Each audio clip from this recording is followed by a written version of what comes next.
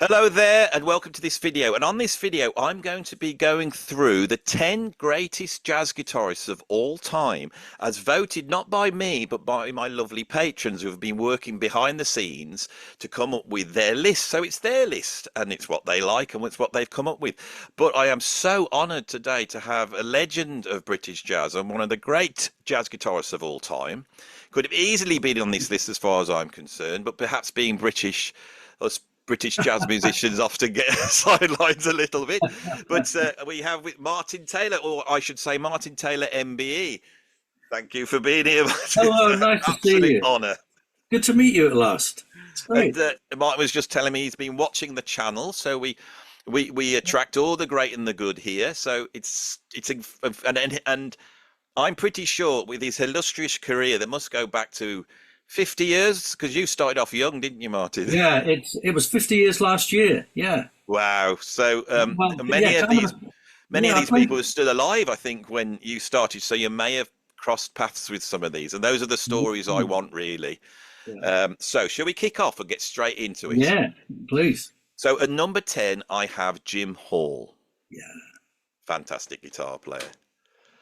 And he's become known for being quite a minimalist in a way, hasn't he? And I felt his name didn't rise until the likes of, say, Mick Goodrick and then more Pat Metheny came on the scene and started Yeah. naming him as an influence. And that was the first time I heard him. And I know him probably my dad's Chico Hamilton albums. I've got him on there, I Mm. think. And then the Bridge, is it by Sonny Rollins? That would be the one. So what are your thoughts on Jim Hall? Yeah, well, now more recently you're saying that. I mean, I know Julian Lage is Yeah, a great champion of Jim's, and I've known Julian since he was 13. Well, really. first we sat down and played together. And then when he went to New York, he became, it was kind of, Jim kind of took him under his wing, as it were. Oh, I didn't know this. Yeah, and I knew Jim Hall, and although we never played together, we played on some of the same festivals together, but we never actually got to play together, which was, but I went through a whole period when I was totally obsessed with Jim Hall. And it was because of one of the main things was his sound, and his sound sort of changed over the years. The early days, he had a very, very dark, plummy jazz sound, Yeah, that very dark sound, which I like. I don't play like with that sound. It's not my voice, but I really like that, and it was beautiful, big, fat, mellow sound. Then he got into something which inspired me a lot because I saw him play. I saw him play in London, and for the first time, and he had a microphone in front of the guitar. Also, he made an album with Red Mitchell, a guitar and bass duet, and he had a mic on with the guitar, and he had a volume pedal for the amp. So he would bring he was constantly blending the two together, which is what I do. I don't always do it live now, but certainly all my recordings, I have a couple of mics on, and it's a blended sound. But he would do this thing where he would actually go from that really thick, plummy sound to a beautiful, woody acoustic sound as well. Certainly when he played some accompanying things. But his ideas, it was, and very very similar, a kind of a Miles Davis thing. That it was the spaces. He played a lot with silence, and I often think that making music isn't, we're kind of rearranging noise basically, but we're also rearranging silence, the bits in between. And sometimes you can actually start a phrase or play something from the point of view of silence, mm, and then add to that. Or actually, when you're playing and you're playing a line, and that little bit of silence becomes part of the phrase. And Jim Hall certainly a master of that. And I don't know one single jazz guitar player that doesn't hold Jim Hall in the highest esteem. Well, there's a great quote from Jim Hall, which I think shows where he's coming from, but also shows that he, from a player that I think has been a very cerebral jazz guitar player, actually seemed like he had quite a naughty sense of humor, because he once said, he Yeah. when the critics will say to me, you know, "Oh, what a restrained solo," and he says, "I'm playing as fast as I can." I thought that was a lovely comment, because he wasn't from the school of Tal Farlow. He wasn't a fast player, was he? No, actually, it's funny you hit on that because he did have a really good sense of humor. He was always, on the times that I met him, he was always very upbeat.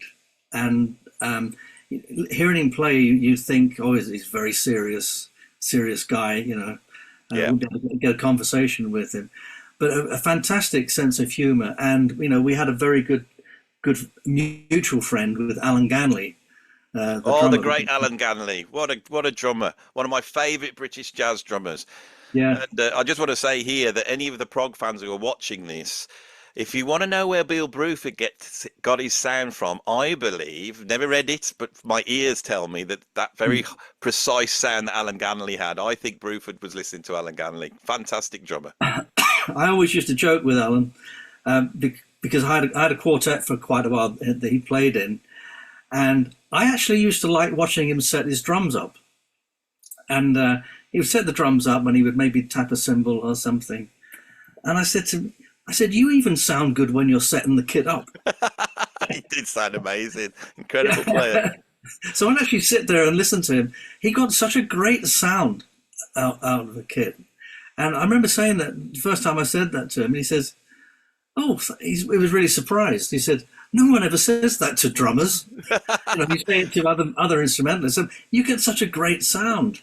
Well, I always say to my students when they're buying all this gear and they want to spend a ton of money and all that type of stuff, and they're getting into tuning, and I always say to them, if Steve Gadd was to sit on your drum kit now and play, what do you think he'd sound like, good or bad? And they go, "Well, he'd probably sound amazing." I said, "Yeah," because it's in these, isn't it? That's where the sound, and especially with jazz guitar, but I think with all guitar, that's the secret, isn't it? Really, is the sound that you pull out of the instrument. And It really is. You know, I remember sort of fairly early days when, yes, early 70s, early to mid 70s. I was only like a freelance gigging musician for a short time, the first 6 years really, and then I just did what I'd always set out to do, was just to play jazz and you know, to do specific things rather than being a freelancer. But for a while, I did. You know, I got married when I was very young, and my wife and I had our first son. So I had responsibilities. So I'd have to go and play weddings and do all kind of gigs, which actually I really enjoyed. You know, I liked it. But they say, "Well, can we play a little country thing?" And I was never very good at playing others. I'm a jazz musician, but I could do a kind of convincing impression of other styles, I guess.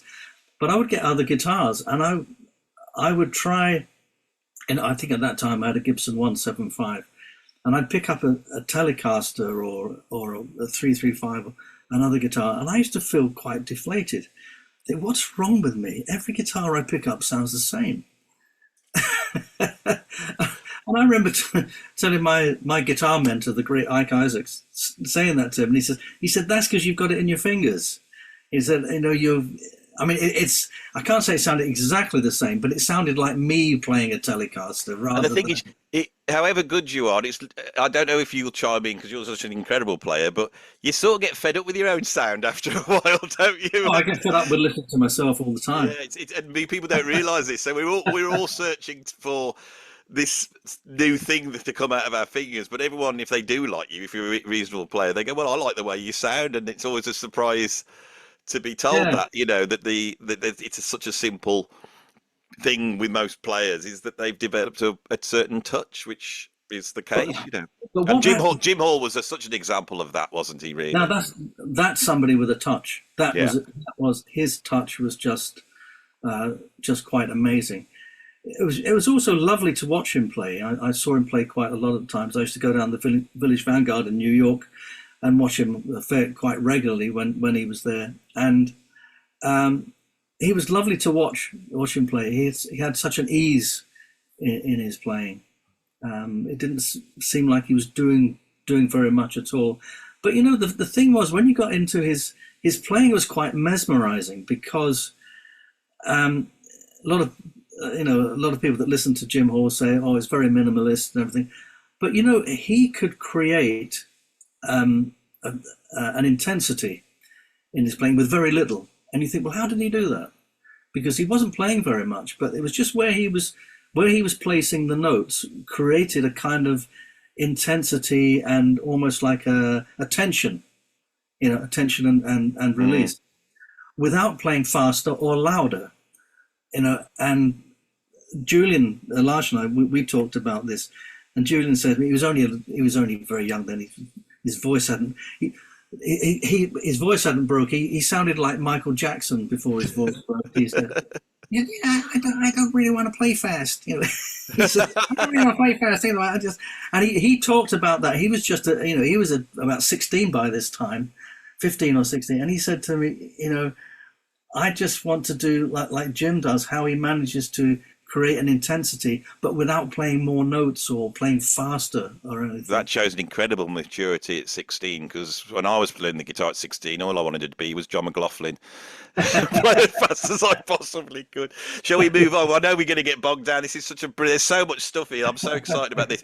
So at number 7, we almost have the jazz guitarist who, when I was a kid and I'd put all my dad's Oscar Peterson albums on all these, there he was in the background, Barney Kessel, which I sort of almost took for granted as a guitar player. And I'm quite pleased that he is on the list here, because he's such an important guitarist, isn't he? Because I feel that in a way, in the 1940s, he carried on the legacy of Charlie Christian. Would you say that's the case? Absolutely. And as I said, I knew Jim Hall, but we never played together. But in Barney's case, Barney and I played together a lot. Oh, wow. And I first met Barney when I was 19, and he used to work a lot in Europe anyway.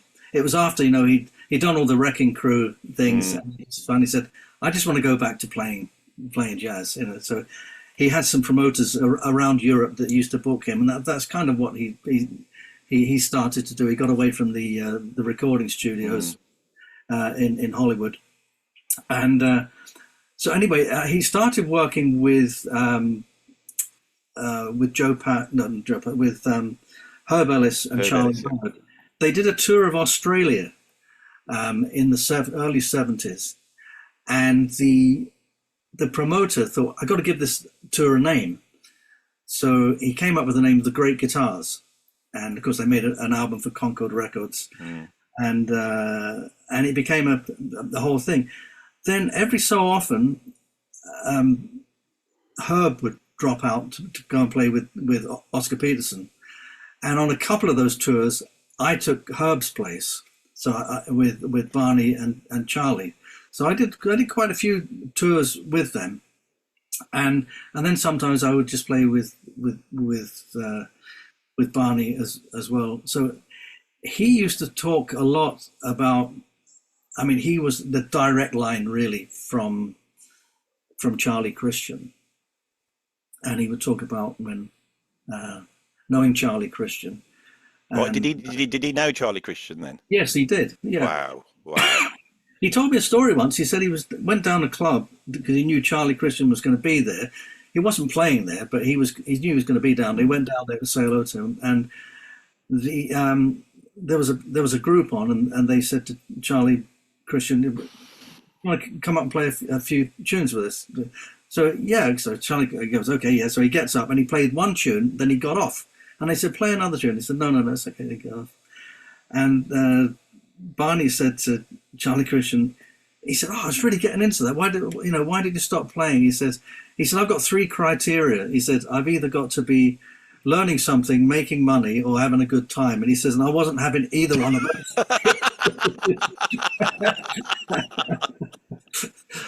I think that's the first time I've ever heard anybody say anything that's come out of Charlie Christian's mouth. And again, It's that jazz musician sense of humor, isn't it? I It's just know. classic, right? But over 80 years ago, that jazz musicians still spoke like they've always. It's just such a wonderful story. I'm in awe of Charlie Christian. I wish I brought my dad's album in, because in the 1950s, my dad went over to Paris and he bought a whole bunch of records, and they were 10-inch LPs. Tiny little things, Yeah. and I've got the Charlie Christian at Minton's from about 1955, and it's one of my most treasured possessions. And I grew up listening to that and those Minton jams. But we're going to get on to Charlie Christian. I'm sure he's going to be on the Yeah, list I by could. giving the I'm game going to away. tell you. I'm going to tell you something a bit more about Charlie Christian when we get to We him. get there, yes. I I'll can't wait. I save it for can't now. wait. I can't wait. Um, Yeah. So uh, Barney. Yeah. Um, how would you describe his playing? Because it was more than just Charlie Christian, because he had a lot of chordal stuff he used to do. He had a lot of almost yeah. like predating rock Yeah. He and did. roll bends and stuff he would throw in. And Yeah. The thing about Barney was I never heard another guitar player, or very few even jazz musicians on other instruments, that could swing like him.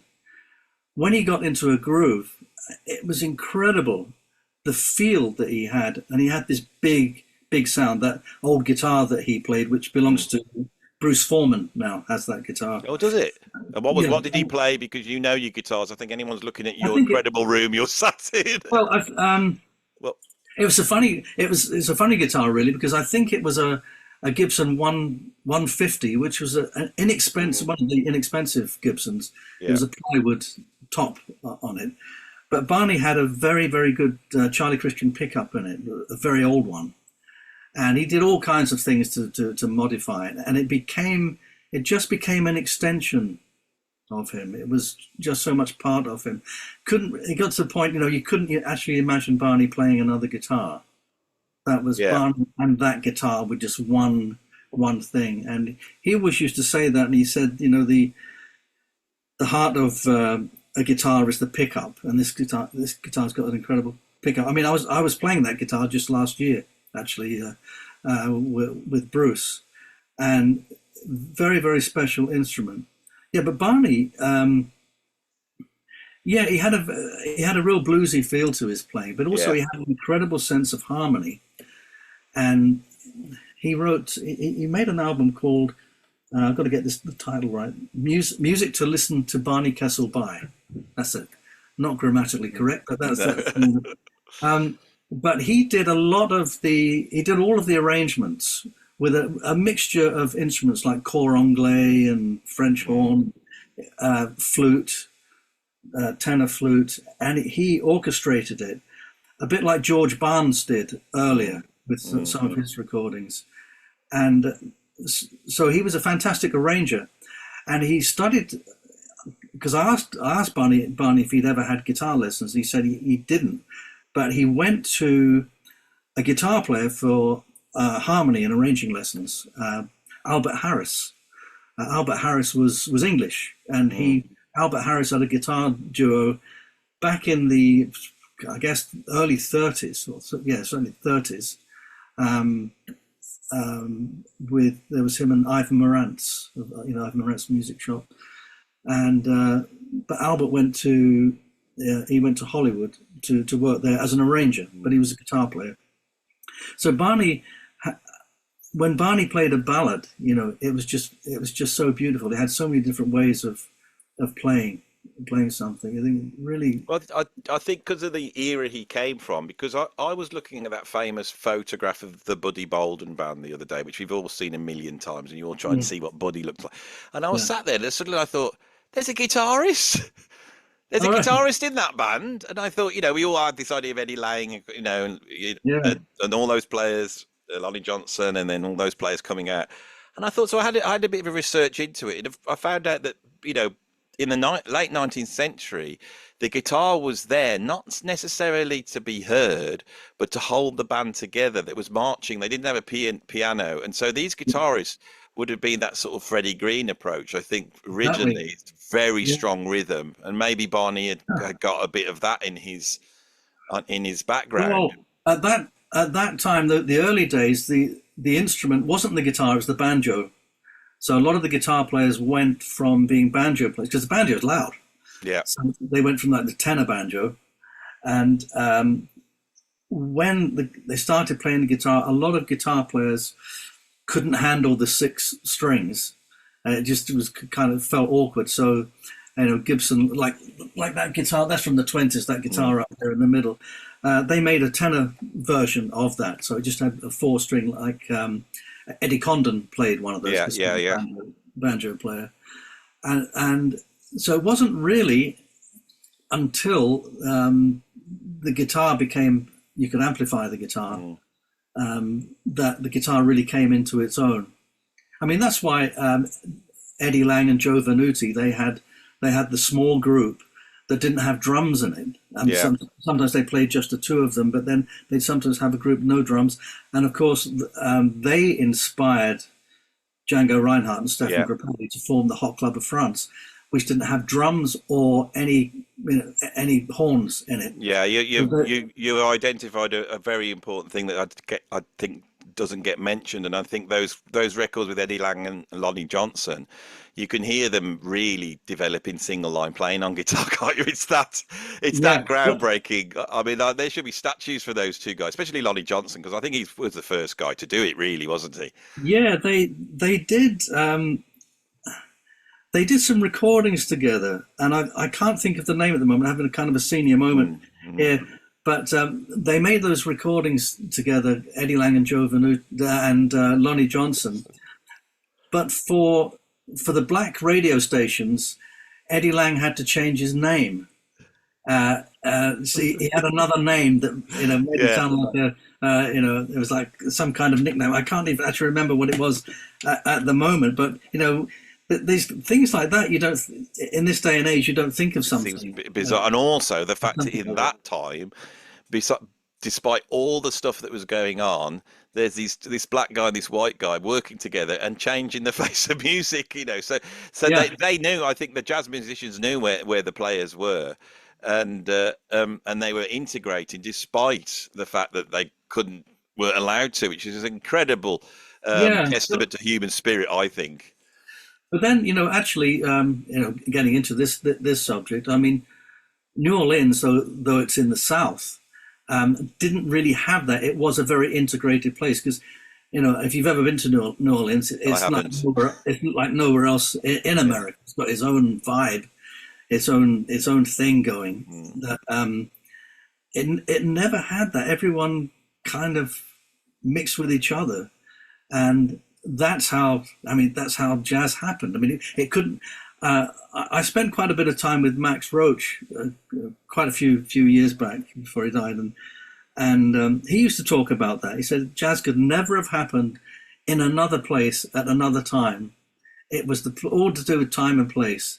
Yeah, and it's the coming together of all sorts of influences, and then having the pressure cooker of the racism and ex-slavery that underpins it. That's definitely in there, but you might not be aware, or you might be. I've got in a lot of trouble from saying that jazz was created by all different types of people, and I don't just mean black and white, because I think the Creole culture was different to the ex-slave African American culture, and then you'd got like Spanish influences in there.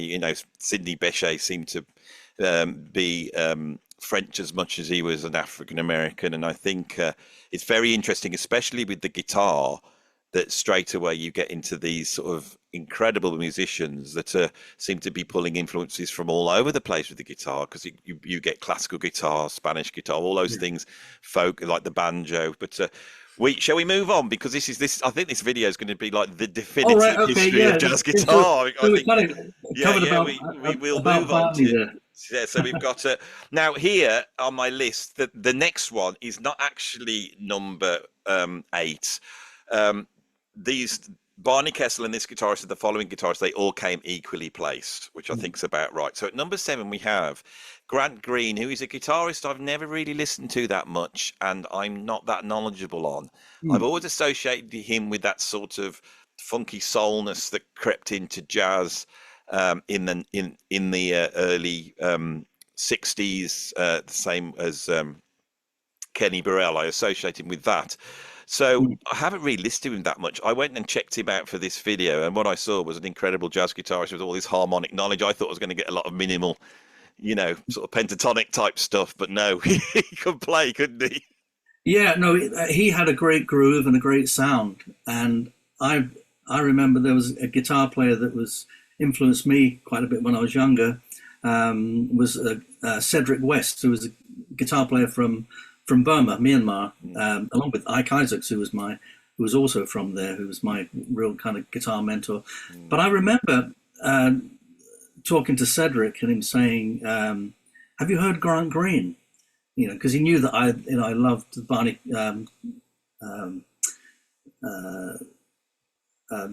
Barney Kessel's playing and Kenny Burrell. Kenny Burrell, yeah. And he said, "Well, you've got to listen to him." And I listened to him, but I didn't get the same buzz that I got from listening to the other players. And I kind of left it all behind. But then along the way, every so often, someone said, "You got to listen to Grant Green." Obviously, people, the real devotees of his. I went out and I got a whole bunch of CDs and listened, and I do like his playing very much. I like his feel and his sound, but I don't know. For me, I'd say this: there was a spark doesn't ignite in me in the same way when I hear him play. And I know there's real devoted Grant Green fans. Yeah, I think I'm very similar to that, because obviously I heard him as a young music fan, and yeah, and so I was quite surprised to see him on the list. But I think what it is that those recordings are so groovy and funky, aren't they, that he made? He's like one of the sort of classic feel guitarists, I think of. Yeah, but what I do know from people that I've met that knew him and saw him play is that seeing him live was a different experience. Yeah, and I think I heard records when I was younger, and then for this I went and checked out some video of him playing live, and God, he was all over the place, and he was an incredible player. Tying with him and Barney Kessel is the great George Benson, who I think is the most modern guitarist. I didn't want to bring in any fusion guitarists onto this because I thought it would muddy the list. So we're talking about sort of clean tone in the jazz tradition, and I think George Benson definitely fulfills that. Now, for me, George is one of the greatest. I just think he's incredible. Absolutely incredible, and almost like overshadowed by his pop career, that you feel that you have to go through life saying, George Benson's like one of the best. I think he's quite happy with that. Yeah. Did you see the interview he did with Rick Beato? Sorry? Did you see the interview he did with Rick Beato? No, I didn't. No. Yeah, it's ever so good. He's obviously sat in George's living room, and judging by his living room, I don't think he's that bothered. No, I know. Well, I've been to George's house. Well, yeah, so you know it. Not the one he's in now, but the one before that. It was just a bit further down the hill. Muhammad Ali was his neighbour. I remember. Wow! Did you meet Muhammad Ali? I didn't get to meet him, unfortunately. I wasn't there. But yeah, I remember having recordings of George Benson and just loving his playing. And then one day, just hearing breezing on the radio, and I remember the presenter it was a BBC, probably Radio 2, and said, "That was George Benson, whoever he is." This is what the presenter said. And I was sort of road rage, whoever he is. And then, of course, that launched another career. But I mean, and he played great jazz guitar on many of those pop records. Even when he's roller skating backwards on "Give Me the Night," there's still. I love the playing on it. He doesn't sacrifice anything. No, never ever holds back. I've seen him play a few times. We played together a couple of times, and it's just wonderful to hear him play. And he's still got all that enthusiasm for it. He doesn't see any distinction between George Benson, the jazz guitar player, and George Benson, the singer and superstar. He doesn't. He's just one. It's just one package. Yeah. Because he told me, he said what happened was he started out and he actually started out as a singer. He played guitar when he was younger, but he really wanted to be a singer. He said, and he made a record in, I think he said it was 55, 56, and he had a little bit of success for it. He said then this guy called Elvis came on the scene, and it just wiped everybody everybody out. He said so. He went back to being his day job. He was a technical drawer, like draftsman. So he went back to his day gig, you know. And he said then one day he was driving along, and he heard this most incredible jazz guitar playing. Now this is somebody that isn't on your list that I would have put way up at the top. Not my list, remember, Martin. It's my patrons. well, I'm blaming them. They're all watching now. It's okay. It's your still fault, a good list. patrons. I love it. I love the list is great. There's nobody on there that shouldn't be on there. There's some others too. And I think there's a lot of non-musicians voting on this, which I think is a very important thing, because I can get bogged down in all sorts of different guitars, which we'll have a quick whiz through at the end of this. You know, there's a whole bunch of ones I want to ask you about. But who did he hear? He was driving along in the car and he heard this jazz guitar, and he went, "Man, it just completely blew." He said, "I want to play like that guy. I want to play like that guy." And when he told me the story, I thought he was going to say Wes Montgomery. It wasn't. It was Hank Garland. Garland. I thought you were going to say Hank Garland. I'll tell you why.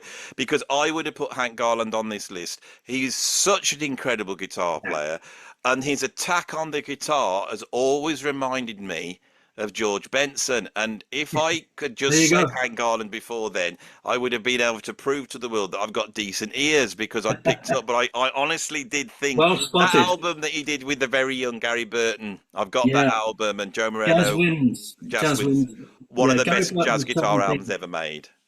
It is, and unfortunately, he had a car crash and couldn't play after that. But he was a big star in Nashville. He lived in Nashville, and he was on all the country music. I think he played with Elvis Presley, didn't he, Hank Garland? He also, he also was on TV shows. You can go on YouTube and you can find TV shows, the Grand Ole Opry and everything, and he's playing. Just great, absolutely great playing. And I didn't get to meet him, but I've been in contact with his family, and I know quite a few people that knew him. I was very friendly with Scotty Moore, who played with Elvis, and he used to talk about him all the time. And so George heard Hank Garland, said, "I want to play like that guy," and then he decided he saw his way back into music again, and that was the move. But he said George always felt under pressure when he was making those early albums, because the producer said they wanted him to play this way, and he wanted to sing as well. They said, "No, you can't sing, you can't sing," and because he knew that, because he's a very sociable, outgoing guy, and he just said, "I want to play to as many people as possible. I want to reach all these other people too." And he knew he wasn't going to do that just by playing jazz guitar, but if he could sing, and he's a great singer, and he's one of the great best. He's without doubt the best guitar playing singer who plays guitar that's ever been. I can't think of anybody that surpasses him. Because the gymnastics he plays on with his voice, is incredible, isn't it? With that signature thing when he plays along. Yeah. Have you ever heard the Lee Ritenour story about "Give Me the Night"? When they recorded over it, and so Lee Ritenour had to. Lee actually played a few bars. Yeah, because they still had the scat, so they could work out what he was doing. Fantastic story. And like before we switched the recording on, we were talking about this thing of being a singing musician, that fundamentally you want to be able to sing on your instrument. And I think what Benson was able to take jazz guitar and place it in a popular setting, but it's still proper jazz licks, isn't it? He's still hitting those bebop-y like lines and doing all that type of stuff. Yeah, I mean, he's a force of nature. He's just he's quite amazing, George Benson. I mean, if George had just played guitar, that would have been enough. Yeah, without a doubt. But again, at the same time, it would have been a crime against music, because we want to hear what he did and sing, and think of all the people that he got to. Think of all the people then suddenly heard him play, because I've seen him play to an audience. It's like everyone's standing up and singing along to Broadway and all these things.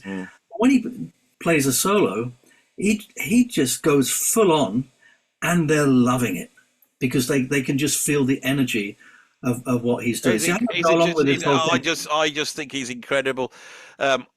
20 years ago, I was making dance music, house music, for nightclubs and all this type of stuff. And there was two dance DJs called Masters at Work, and they brought a track out called "You Can Do Anything" with George Benson singing on it, and he also played his signature bebop lines singing along at the same time.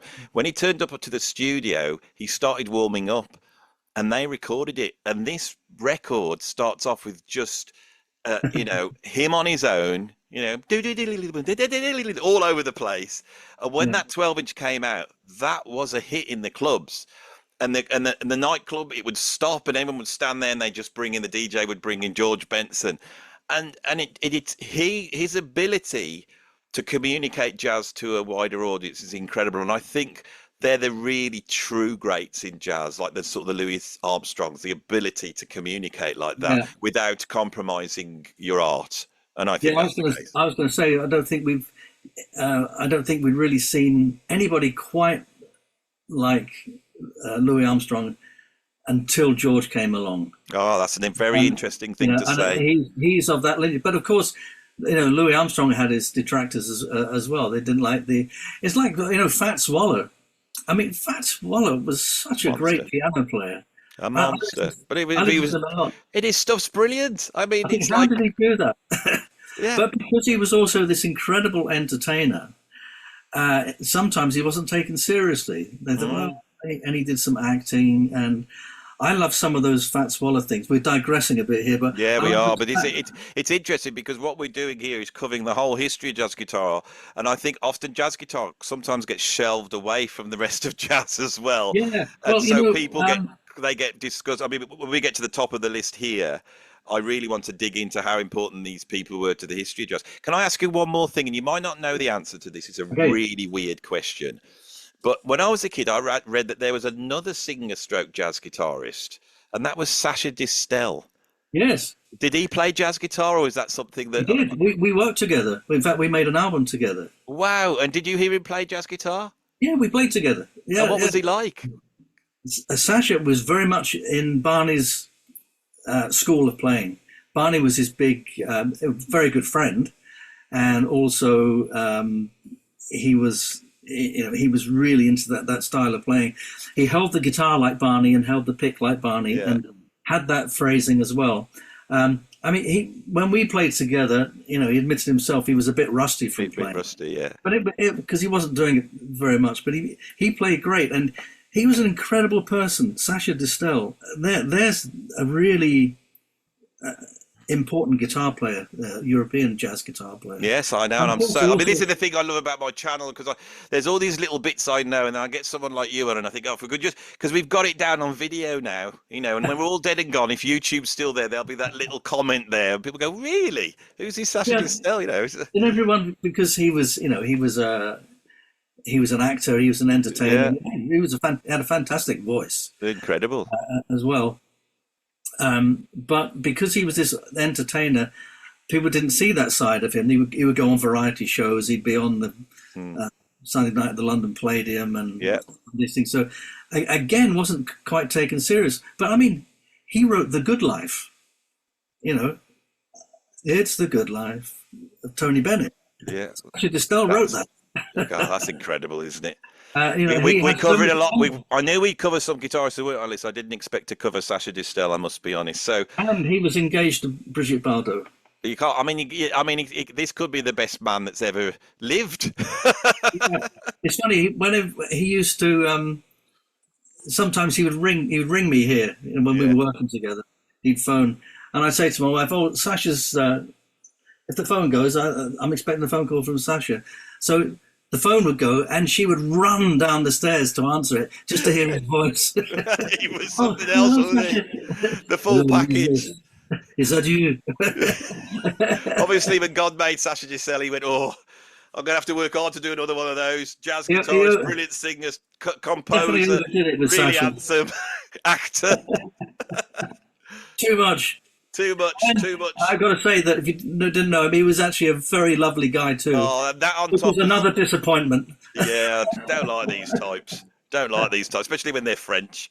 Uh, and I'm sure there's going to be some more European musicians discussed on this list as we get into it. So at number 6, we have Pat Martino. Wow. Yeah. He was a good guitarist. Now that's Pat Martino. For me, Pat Martino did something that only he could do, was play these long lines without it sounding like, okay, when are you going to stop? It just, these long lines that just went from one line into another so beautifully that it's just like a work of art, just this seamless flow of lines. And one criticism that a lot of people have about guitar players, and I have the criticism about it as well, and I can be guilty of this myself too, because I'm a guitar player. But because we don't have to breathe, we can play long lines, and so and you can get into that. And I know lots of guitar players that love Pat Martino, and then they do that. They just play these long lines, and it never works. And I've never been able to figure out exactly why that Pat Martino could do that, and it was just totally engrossing, enthralling to hear him do that. But if I tried to do it, it just sounded like, oh, come on, take a break. It just didn't work with me. I just had to have kind of have that breath. Also, Pat Martino had such a great sound, such a unique, brilliant sound, yeah, thick, strong sound. That influenced a lot of players. I think he's definitely one of the most influential guitar players amongst jazz guitar players. Yeah, and incredible, like George Benson, incredible chops as well. I mean, he really could play the guitar, couldn't he? Yeah, and time and phrasing as well, just amazing. Yeah, I think it's worth pointing out that in the early '60s there were basically 3 guitarists that seemed to emerge, which was George Benson, Pat Martino, and Larry Coryell, and I believe they all knew each other. They're roughly the same age, same period, and they actually sort of cross-fertilized. Now, Larry Coryell's not on this list, and I think he's a fantastic jazz guitarist, because I think Larry is that point where you start to see fusion coming in, and it's very interesting to look at George Benson and Pat Martino, because they also deal with jazz fusion in their own way. But I feel that that's a certain point in jazz guitar when there's a shift, and I think all 3 of them play an important part in that. And one of the things that influenced me with Pat Martino was his method of approaching playing through chord progressions, because he had a method that was very complex but was fundamentally based upon pentatonic scales, which for me coming up was a really useful and as I said to you before we started, I also saw an interview with you many years ago when I just started playing guitar, and you said when you were young you looked at the shape of the chord and then you went, oh yeah, well I can see the notes of that. And I think you were talking about arpeggios, but what I could see was the sort of 5 pentatonic shapes, and that was a very groundbreaking thing for me. But I think his harmonic ideas were very interesting, wasn't it? That he pioneered a certain approach harmonically. Yeah, most certainly. Yeah, he saw things in a different way, and I think, of course, we all know about his brain operation. Yeah, something on top of it. I mean, he was a great guitar player, great jazz guitar player, iconic player, and then he had this brain operation, and when he came to, didn't know who he was or anything, didn't even know that he played guitar, and he had to learn all over again.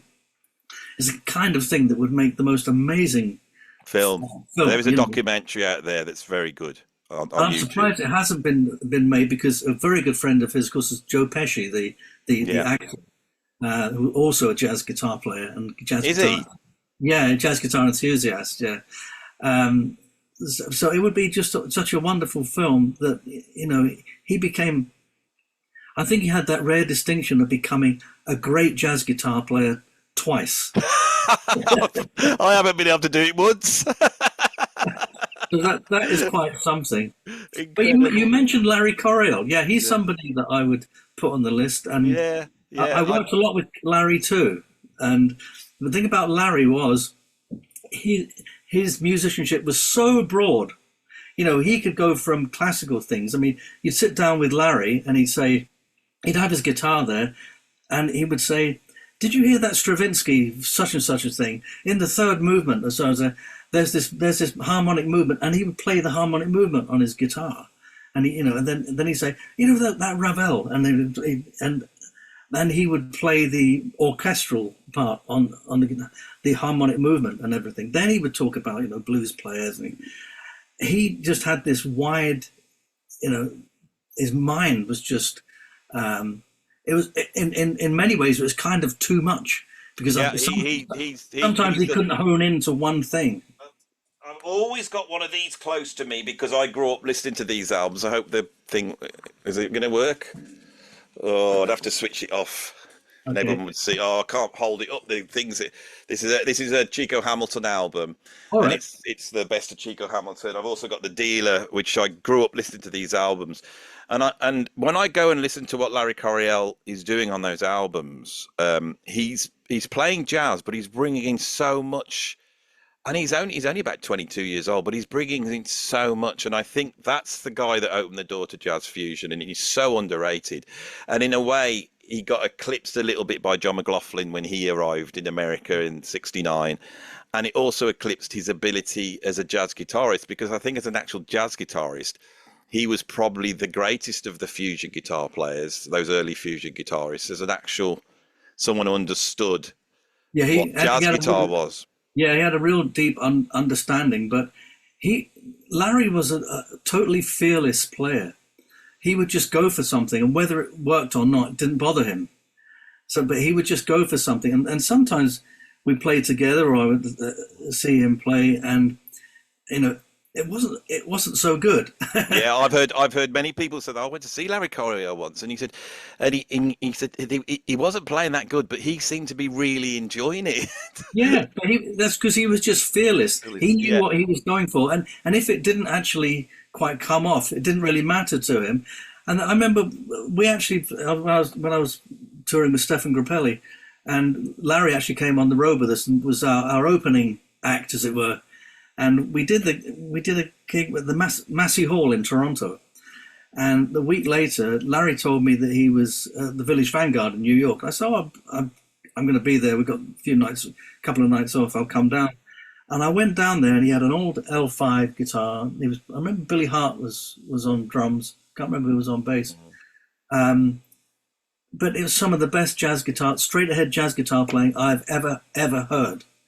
Yeah. And as I said, he was fearless, and like all fearless, sometimes they'll jump off the edge of a cliff and Yeah, break a leg. and I love his phrasing. That's what I really love about Larry Coryell is his phrasing. He seems to come at it in such an interesting way, and I like fearless players. I don't mind a player pushing themselves and then getting lost, because great players will find a way out of it and get back. And I'd rather have that than what you get from the sort of these jazz colleges nowadays. Is someone who's rehearsed their licks so much that they're just going through the motions. I want to hear a few mistakes. That's a funny thing for me as a solo player. Mostly, I know I don't play solo all the time, do other things as well, but predominantly that's the thing that I sort of became known for. When I started to play solo, the thing I missed was the interaction with other players, and I found that if you found something that worked, I found that it became part of the whole thing, and then I suddenly go, "Oh, wait a minute. I'm supposed to be a jazz musician. I'm playing the same as I played last night and the night before, because that worked and seemed to go down well." So I should think of Larry about this. I thought, I've got to bring some fearlessness into this playing. Yeah. And I've got to just force myself to do something. So I would force myself and playing something in B flat, and I suddenly find my way into F sharp or B or something. Right. Now let's see what happens. And I'd make mistakes, but you'll always find when you make a mistake, you can embrace a mistake. And perhaps the thing about being a jazz musician is just trying to skirt between those two, because we know when we listen to Body and Soul by Coleman Hawkins, that Coleman Hawkins wasn't completely improvising. He'd worked on this solo, hadn't he? He'd been working on it and he would play it. And there's always going to be aspects, that stuff you have played. And I say this to my students, because I teach a little bit of jazz guitar. And I always say to them, when you improvise, you're not playing loads of things you've never played before. You have to have played something that you've A played before. It's vocabulary. impossible not. Your fingers aren't going to sort of whiz around doing things that they can't. And so you're trying to traverse it. And I think what you do, perhaps, is like you just said, you go, right, I have now erred too closely to this just now being a Yeah, performance, and I've got to drop a bomb. And yeah, the thing is, when you play with yeah, other musicians, they do that, don't they? yeah.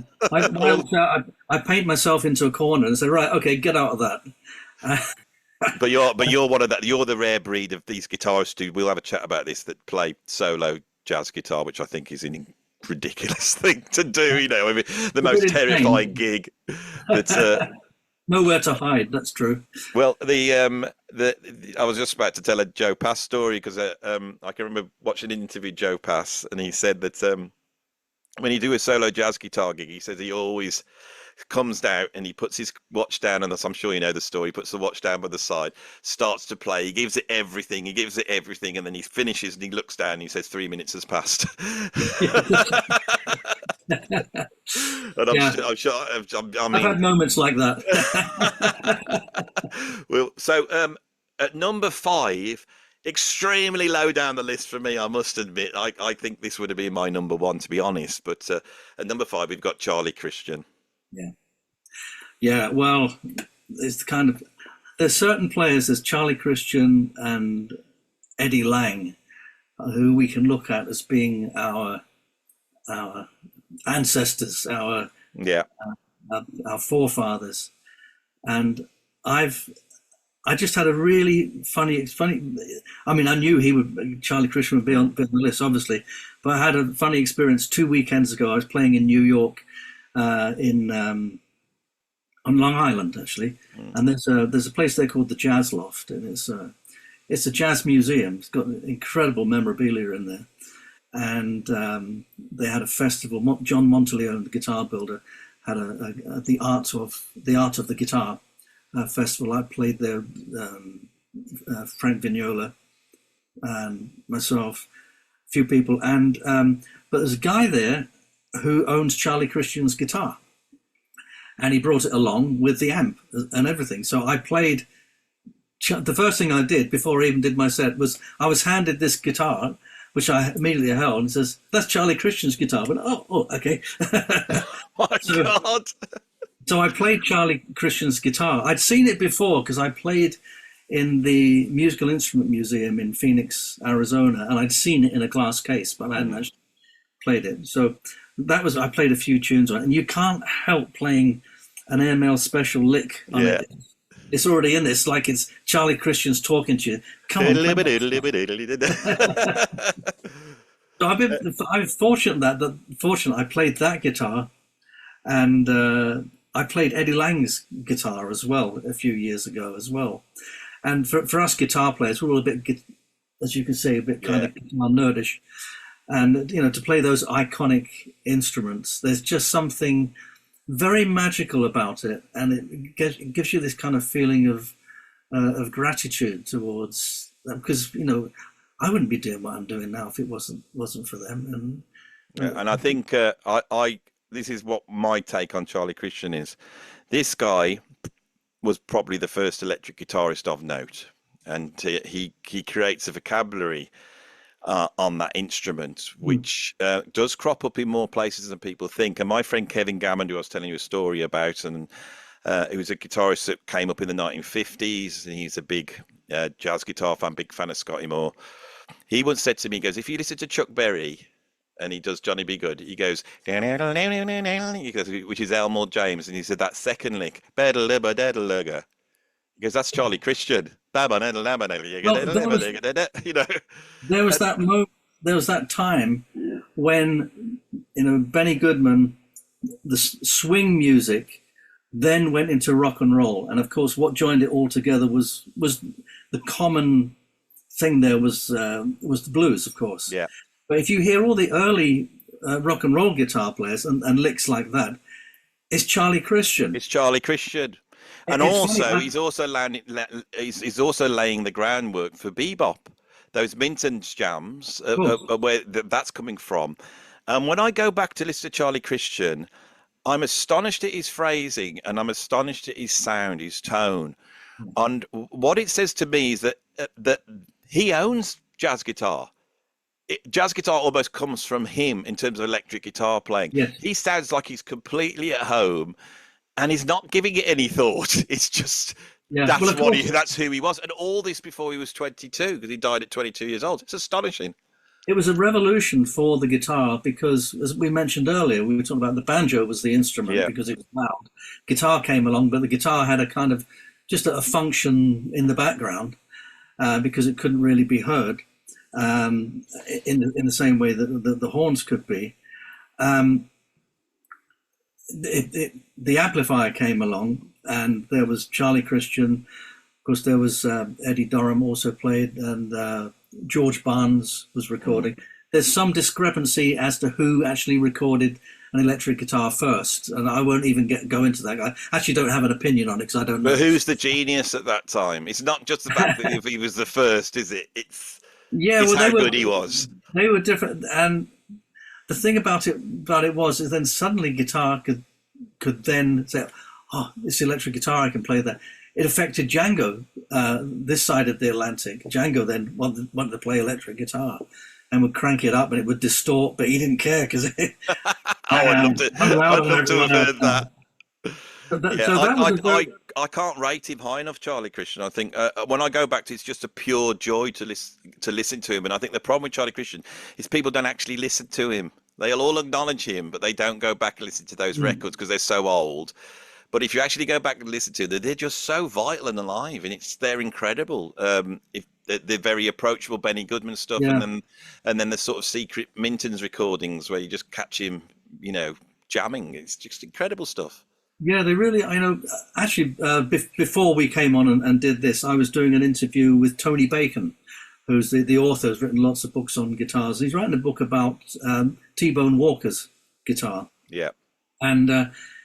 Tony wrote to me and he sent me an email and said, this is probably outside your area of music, but I'm doing this book on T-Bone Walker and his guitar because somebody's got his guitar and written the history of it and what he did in guitar. I don't suppose you listen much to him. And I got back to him straight away. I said, I love T-Bone Walker. And it got me to listen to T-Bone Walker again. And in fact, I played something this morning.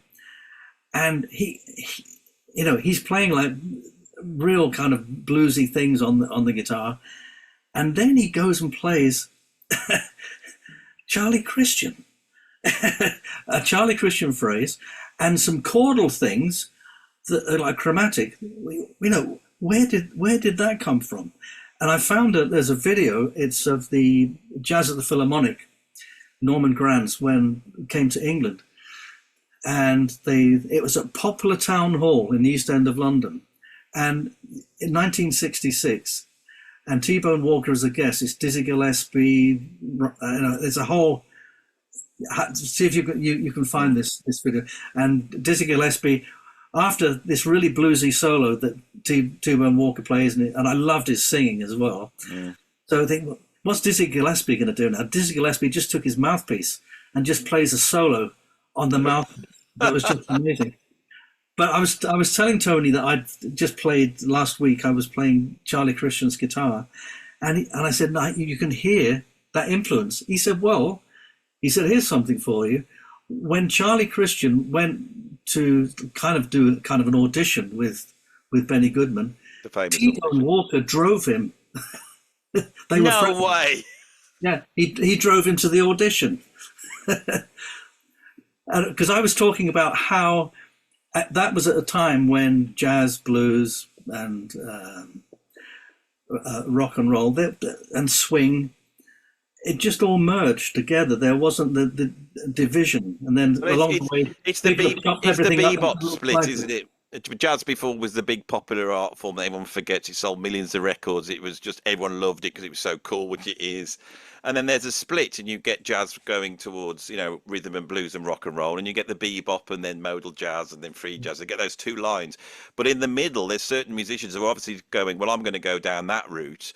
Yeah. But when you read interviews with people like B.B. King or T-Bow Walker, it's like I've read so many interviews with B.B. King, and every time they ask him who his influences are, straight away he says Django Reinhardt, because that was one of his influences. And I've even seen a video where he starts playing some diminished chords up and down the guitar, and you could see he'd worked on that. But they're commercially, it's like they were playing in a certain way, but those licks are in there. And I often wonder if Charlie Christian had lived, what would have happened?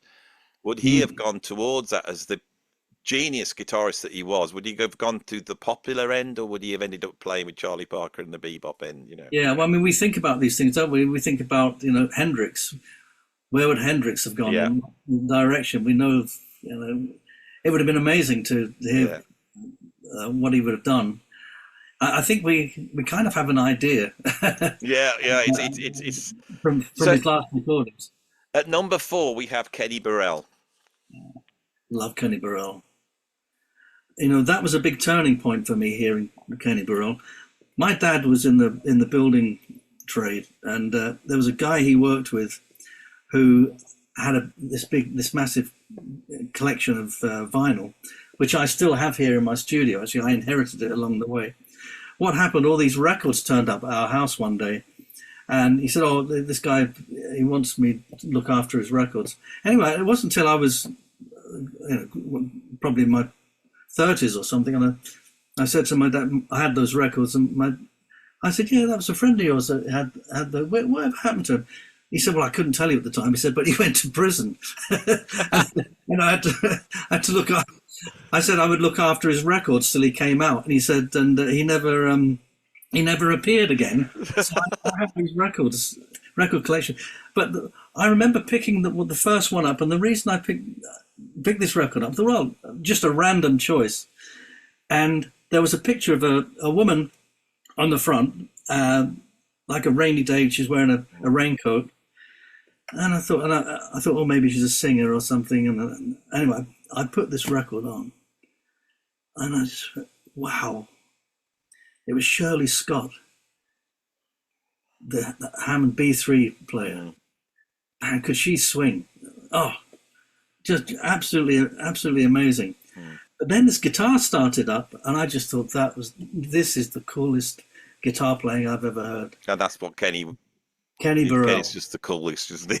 And then I just, and to me, it's still, Kenny Burrell is one of my heroes. The same way I had a kind of an obsession later on with Jim Hall.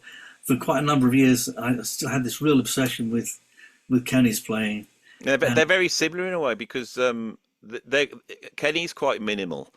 Yes. But you get the feeling there's this incredible jazz knowledge behind it. He punches few notes out, but he's coming much more from a soulful groove end. But I think Jim Hall is as well. But that's much more sort of a swing, I suppose. But I've still got a lot to listen to with Kenny Burrell. I can't say much more about him. He's a guitarist that I need to check out a lot more. But a few things by him. I absolutely love Kenny Burrell's playing. I mean, I could listen to him all day, and I met him once, and had a little chat with him. I was quite overawed meeting him. Such a lovely man, and just I was telling him the story about the record. I was a bit like a school kid, really. Yeah. He's still with us. It's still going. One of the few legends that's still here. Is he still playing? I'm not sure about that. But I've not really had much connection apart from that one time I met him in I think it was Washington DC. I was playing there, and if he's still around, I really should see if there's a way of getting him on here. But if I ever do get him on here, you're interviewing him, Martin, not me. I'll come and sit in the background. Please bear me in mind. Yeah, I will. Of course, I will. So we get to some mighty players now. So at number 3, we've got Joe Pass. Oh yeah. Well, that was a complete game changer for me. My dad was a big Ella Fitzgerald fan. yeah. He, one day he came home and he said, "Listen to this," and it was. He said, I think you could play a bit like this guy if you put your mind to it." That's a bit He of a put the, challenge. he put the record, and I'd heard of Joe Pass, but I'd Yeah. never heard him play it, but I knew his name, and put this on. Oh yeah, I want to play like that, you know, and I would listen to it, and I was still, and I mean, I'd already been playing for a long time. I was already a professional player, but and at that point, I was always fascinated by the guitar as a solo instrument because it's such a there's so many things you can do with a guitar. It's one of those few instruments that you can play completely on your own. It's not the easiest thing in the world to do, but No, you it's can very do hard to it, do. especially in jazz. I think But when it must be the only portable instrument that you can play on your own. yeah, You that's can why. do it on a piano, can't you? But the guitar's interesting. You can just sit down and you theoretically have got a whole orchestra under your fingers, bass lines, chords, and melodies if you're good enough. But it's the hardest thing. I mean, the fact that you're just a master of it, but it must be stated is Joe Pass is either Don when it comes to Yes, there's a number of things about Joe's playing, and I played with Joe quite a few times as well. And in fact, we were scheduled to make a duo album together. It was just he was very unwell at that time, and he wasn't well enough to record it. But it was all kind of set up for us to make a duo album together. But when I heard him play, at the same time, it was around about the same time I met I always call him my guitar mentor, Ike Isaacs. yeah. And I remember going around to Ike's house, and because he knew Joe Pass, he knew everybody. Mm. And we got talking, and I said, "That's really what I want. I want to play solo guitar." So, but I hadn't, because I was influenced really by piano players. I loved the idea of a piano player sitting down and just playing something, and playing completely on their own. I didn't kind of know how to go about that on guitar, and then he turned me on to some players like George Van Epps, the great seven I was string. going to mention him in our honourable mentions at the end. Yeah, and of course Lenny Breau, who isn't so known bizarrely among the jazz fraternity, but among guitar players, he's an absolute god. And I remember hearing them play, and I thought, yeah, I had between those guys and hearing Ike as well, because he was a wonderful solo player. That set me on that path to playing solo guitar, and I went to see Joe play at Ronnie Scott's. I think I was probably in my early 20s by this time, about 2021, and spoke to him because a mutual friend Ike. And then we got to play together. We got to play together. We played a number of festivals. But the thing about Joe, because it's a funny thing, because when I started to play solo guitar, the first thing I realized, all the ideas that I had in my head came really from listening to like Bill Evans and the piano players. Mm. And the first thing that struck me, even though I've been playing for a long time, I suddenly went, I'm not a good enough guitar player.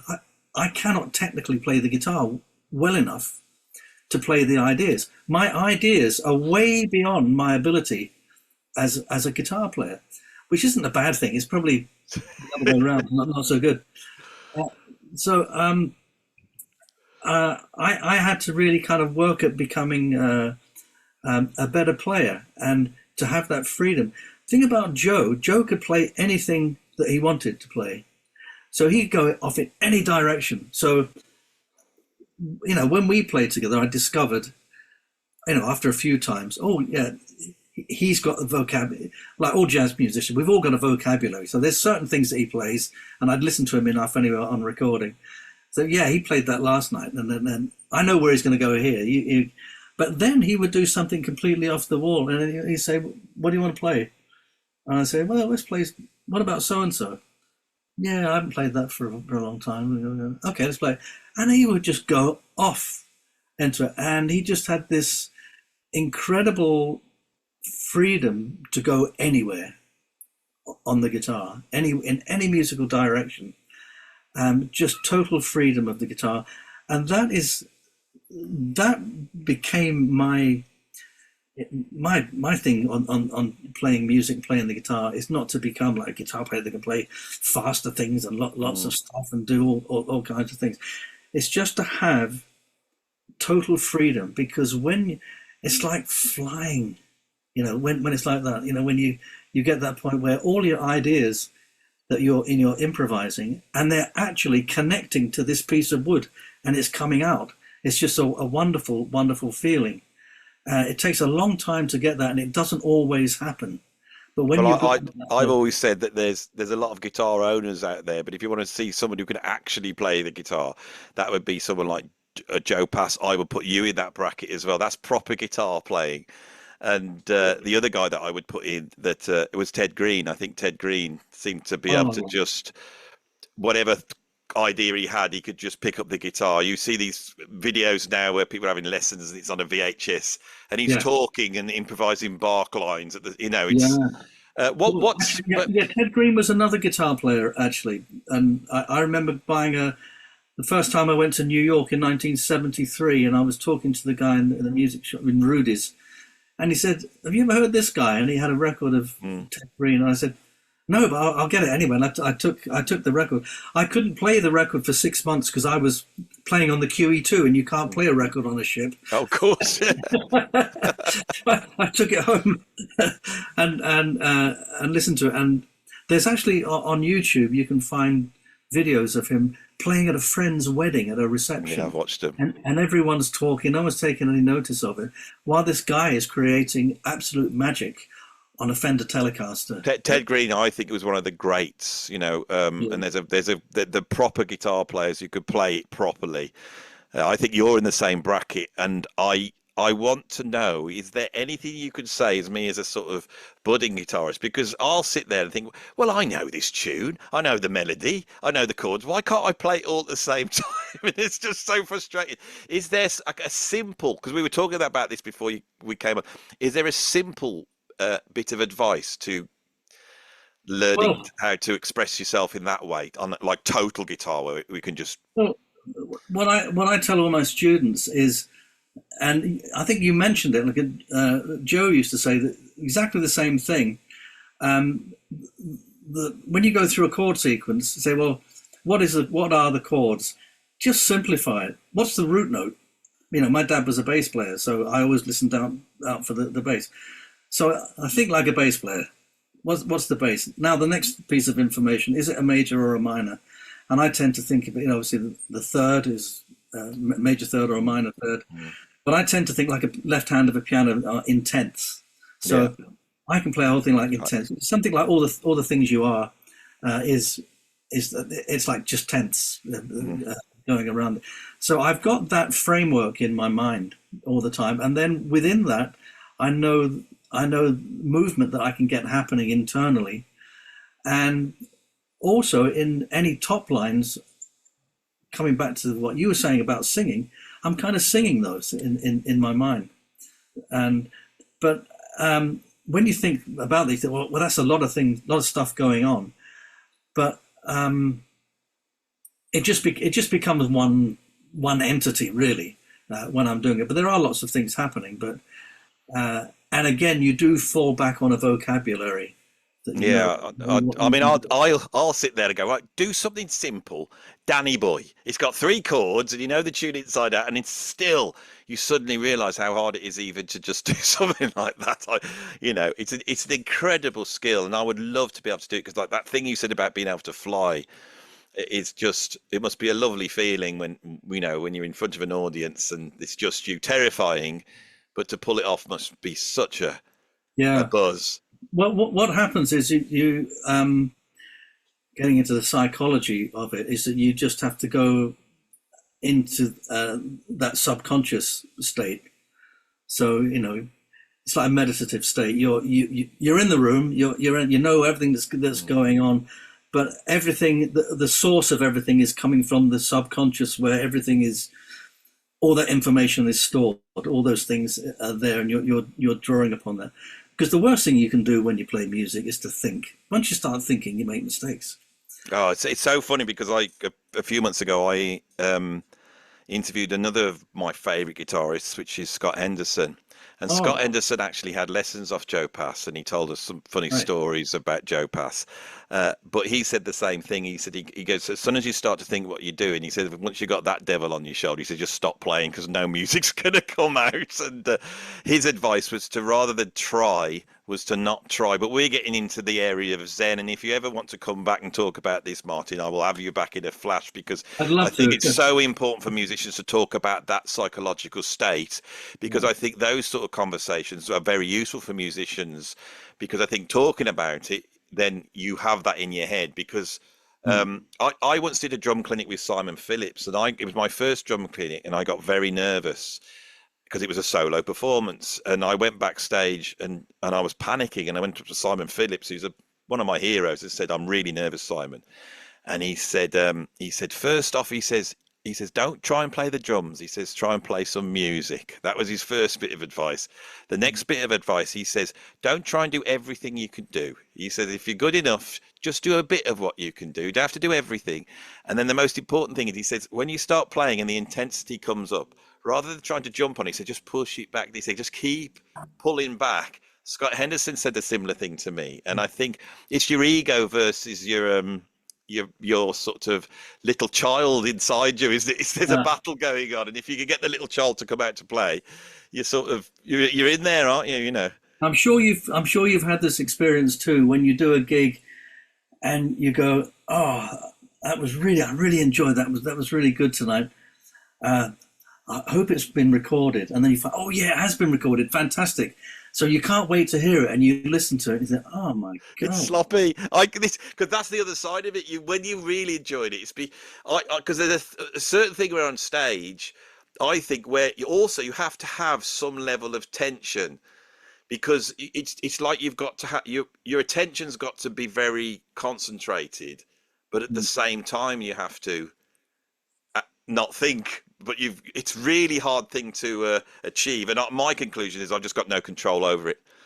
And I've found out that I've always felt that the acoustics in the room play a big part in whether you get into that right place or not. But Yeah, of course. Yeah. I mean, what you've done for years is I just think it's astonishing to know to walk out onto a big audience and sit down on your own with one spotlight and play. I Yeah, don't know it's how you funny do because it. I'm often asked, do I get nervous about that? And I'm not nervous at all. But I do get nervous and anxious about other things, just life in general.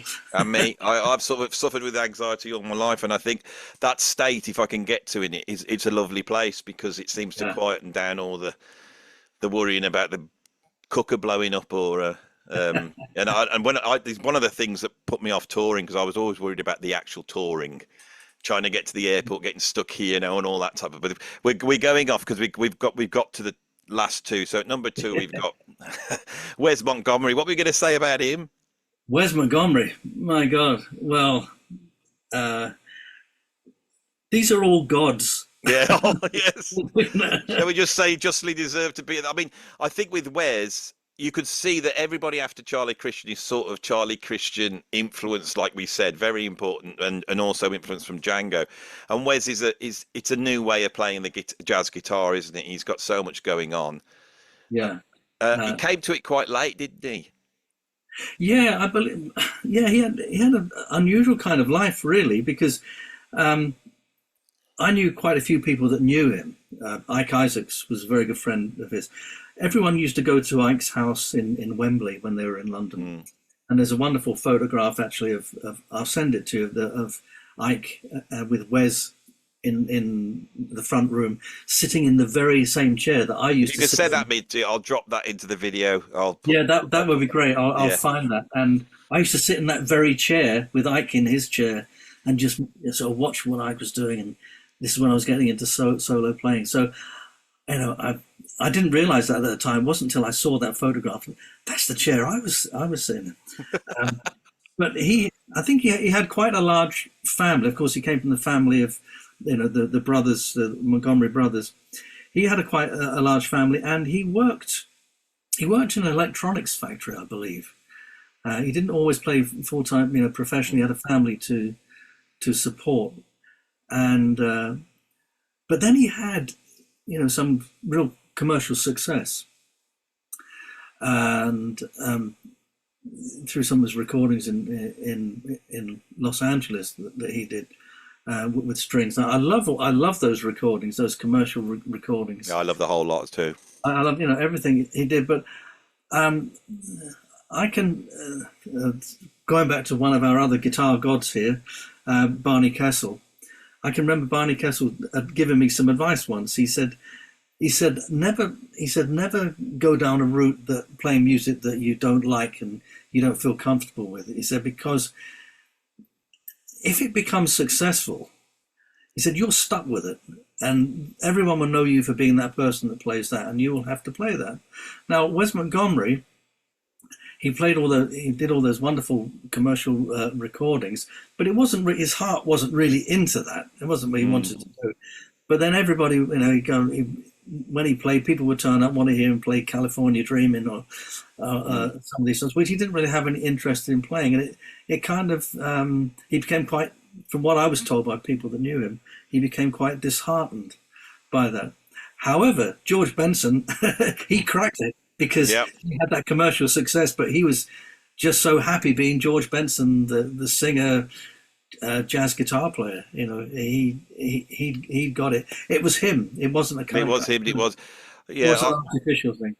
When I first heard Wes, it wasn't what I expected, because he's one of those rare players that you could tell he can just virtually play anything he wants to play. He can go anywhere. But it's so effortless that you feel that you're never hearing the limit of what he can do. It's always completely under his control, isn't it? Actually, I'll tell you a story about my connection with Wes Montgomery, of getting to hear Wes Montgomery's music. Is everyone was talking about Wes Montgomery, and I never heard him. Of course, this is we're going back to what the 60s, really late 60s, and so we didn't have all this internet and everything. Nobody realised what it was like then. You would have to find out about players. Yeah. I was going around to people saying, "Anybody got a Wes Montgomery record?" No, I haven't got one. No. Okay, so my dad didn't have any in his collection. So I went up, I walked all the way into our town, it was about 3 miles away. I went into W.H. Smith's because that was the only place you could buy records, vinyl, because it was all vinyl then. And I said, I want a record by Wes Montgomery. And the woman behind the counter said, "What does she do?" I said, "Well, he plays guitar. Jazz guitar." Oh wait, let's have a look. And God thinking it was like Yellow Pages. Yeah. Open this like a telephone directory. Where's we Yeah, we can get this one, and it was a double album of it was called California Dreaming, and all that. And so I ordered it, and every weekend I'd go in. There's my record. No, it's not here yet. And this went on for months, and finally it came. Went all the way back home, 3 miles back home, put it on, and exactly what you said, it wasn't what I was expecting. I was expecting those real sort of like single line jazz. But you did do. There was all those albums, those live albums. But every so often, I put it on. It was a double album. Yeah. Of course, you listened religiously from beginning to end of this as you read the sleeve notes, and then every so often a little phrase would come in, and he played little improvised single line solo. It was just magical, and. I think it was quite a long time then before I actually got at the half note, the famous Wynton Kelly recording, and then I went, wow, that is it. He's just burning on that. Because I came up in the Midlands, as you know, we have all these rock bands like Black Sabbath and ELO and Led Zeppelin, and I know all those guys, and I know Robert, and I know a lot of the players around there, and I've chatted to them, and they were in London in the 60s with Hendrix. I've got friends who jammed with Hendrix. The guy Kev I was telling you about, he used to jam up with Hendrix and all this. All those players had that Wes Montgomery album with Wynton Kelly. They all had it. Yeah. And this is why Hendrix is playing that 7 sharp 9. You could hear it in Hendrix's playing. So that it's a little bit like he's like one of the last great guitarists, but he sets up almost like what you're going to get with Jeff Beck. And it's hard to hear, but it's definitely there. Oh yeah, now we're getting on to something else. Jeff Beck. I mean, Well, wow, what a player. what a Right, genius. so at number one, Okay, number we one. have Django Reinhardt. Never heard of him. Now, Wow. I think that I first heard about you when you were playing with the great Stefan Grappelli. When would that have been when you were doing that? I played with Stefan from 1979 That's and did the exactly right. Yeah. last tour in 1990. And Yeah, did you do any television appearances in the yeah, early lots. 80s? Yeah, Yeah, because we did a I lot in think the 80s. I would have seen you on those. And my dad was a huge Stefan Grappelli fan. And before we get on to Django, I put Stefan on the other day in the car. He's in, for me, as Louis Armstrong, Charlie Parker, Stefan's up there. Stefan Grappelli comes in. He's Absolutely. astonishing as a player. Absolutely astonishing player. And Stefan got better and better. It was a bizarre thing to witness it. You know, when I first worked with Stefan, he would have been 71. And he was the great Stefan Grappelli, and you could hear how his playing had developed from those early recordings. He was more of a swing, Yeah. He had a great sense of swing in his playing, but he turned into this virtuoso, and from his 70s going into his 80s, he just got better and better. He did. Quite astonishing. And he seemed to be able to take on all the bebop stuff, play it inside out, which he couldn't he? Yeah, but And the thing was, the violin wasn't his first love. It was the piano. He loved the piano. He was a big fan of Art Tatum's. Art Tatum was his hero, and he played Art Tatum style piano. And he was kind of a reluctant violinist in some ways. why are the really true greats always? It's always like they're a frustrated. It's like Alan Holdsworth, isn't he? He's a frustrated saxophone player. They're trying to do something on the instrument. I was listening to the other day. It is a jazz standard, but it was a jazz standard that wasn't modal, but that could become modal. It was a very simple two chords just jumping. I don't know what the name of it was, and the drummer sort of settles into quite a straight groove. This is probably late 60s, early 70s. And Stefan starts to play what you could call fusion violin, playing modal, and he's unbelievable. I just can't. But it's a little bit like when you listen to Louis Armstrong and you see the breadth of this guy. You know, the travel, because the Hot Club of France, that is jazz going international. They're the first great international jazz musicians, and Stefan and Django are two of the greatest jazz musicians, regardless of their instrument, that ever lived, I think. And I think their influence goes way past that. And Yeah, I we think can. Yeah, Stefan's influence gets a little bit eclipsed by the sort of hero worship of Django, which has created its own world, hasn't yeah. it? Yeah, it does, which is a big shame. Which is why I always make a point of talking a lot about Stefan, because there's in more recent years there was a kind of a rebranding of that music, became gypsy jazz. Gypsy, yeah, exactly, yeah. And it was Hot Club. It's European jazz. It's European jazz, and Stefan's upbringing, which is also his early years are so strange when you read what happened to him, and the way he comes up. But it's a completely different. He's not a gypsy. Yeah. He's coming up through a completely different route. Yeah, there are a number of guitar players around in Europe who played very similar to Django as well, and of course the great there was a few players really. So it was a European style of playing jazz. I would say it's jazz with a French accent.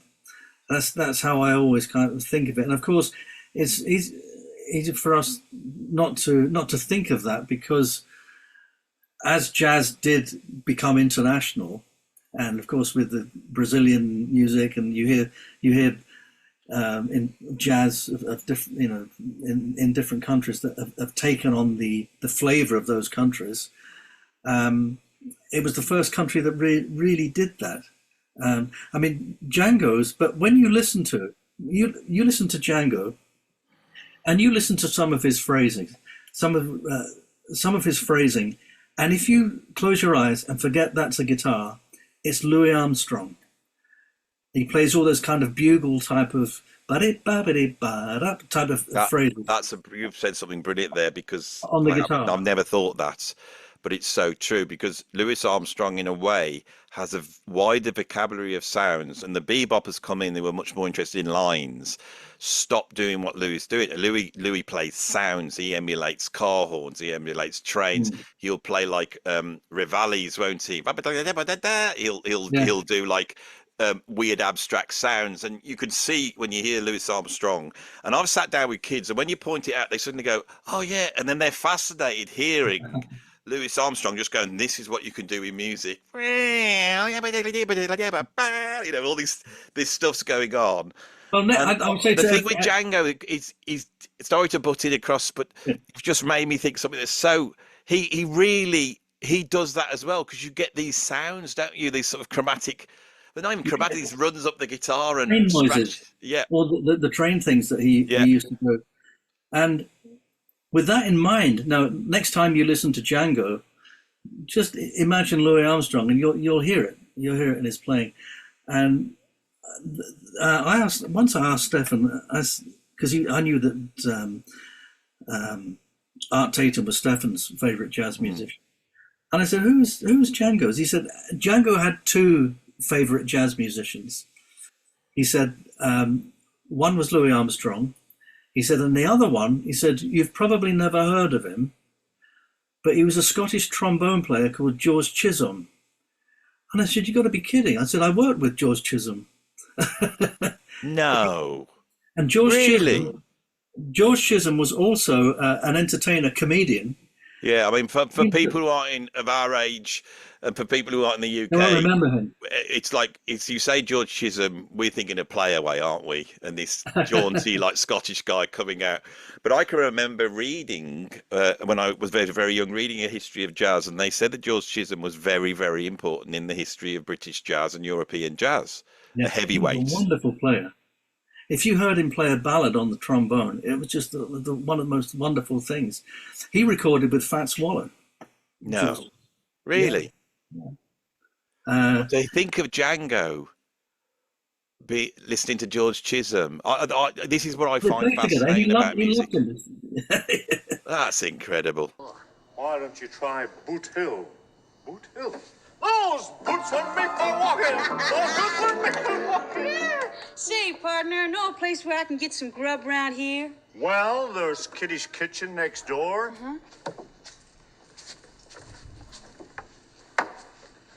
They serve dirt cheap there. I don't want to eat dirt. I'm really hungry. Does Kitty serve dumplings? Yep. She serves anybody. Did Stefan ever say anything about Django's personality, what he was like? Because he does seem to be a strange Yeah. character. Well, I don't think it was. I mean, yeah, Django knew how good he was, Yeah, and he was very, Django.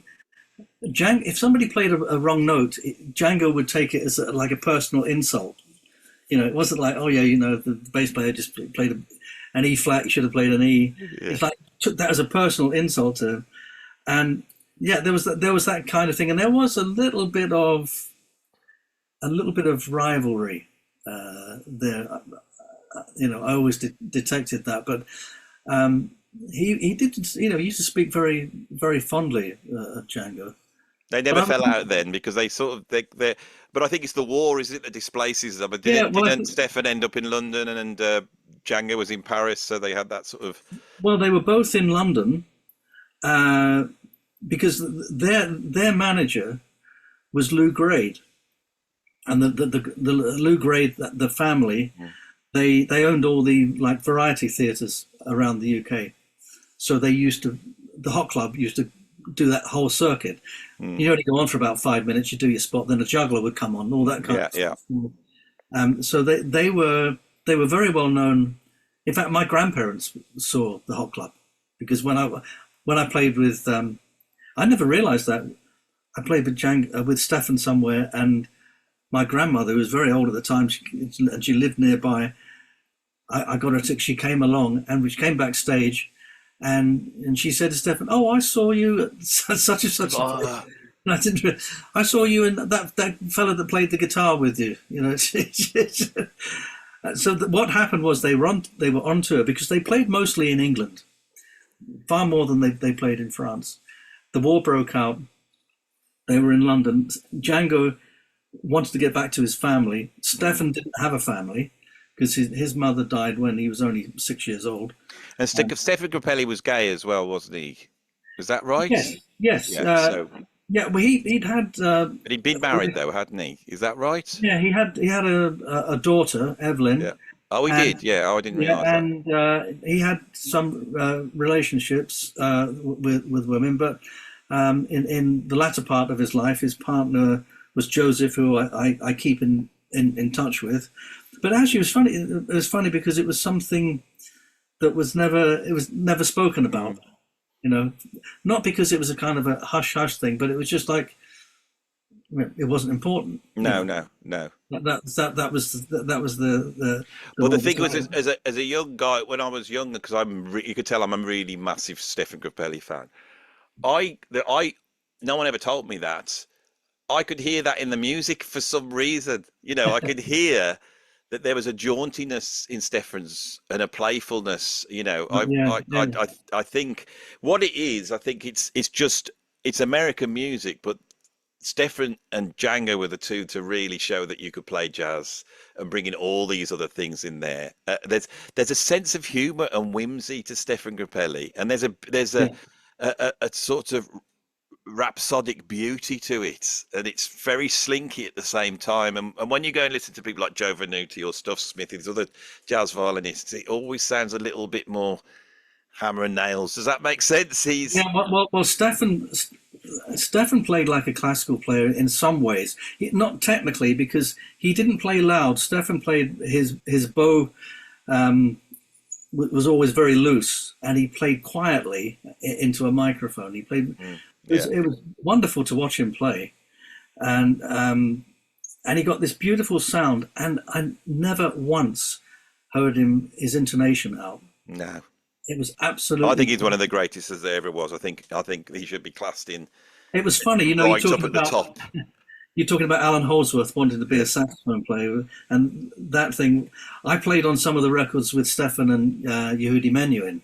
Yeah, and it was very funny because Menuhin wanted to be Stefan, and Stefan wanted to be Menuhin. Yeah, I could tell that as well. When you used to see them come on the telly, you could see Yehudi Menuhin looking at Stefan like with just astonishment, you know, of what this guy's doing. You know, whoa, you know. And I always thought then Stefan was, you know, I'm so glad I've been able to talk to you about this guy, because I know some of my lot will go and listen to Stefan Grappelli, and they will be rewarded, because if you want to get into swing jazz or you want to get into any of this stuff, go and get any of the albums. Don't think he made a bad album. Yeah, I mean, a lot of those TV things that we did for the BBC in the 80s, and some footage from America as well, because I toured mostly in America with Stefan. That's all on YouTube. A lot of that's on YouTube. You can find that, and you'll hear Stefan at that time playing absolutely just wonderful. I found one the other day. It was a festival we played in Spain, and I'd completely forgotten about it. And it was I always used to get a feature every night, but just to play solo. But there was one thing we used to play sometimes where we would start off together, then Stefan would walk off stage and leave me to it.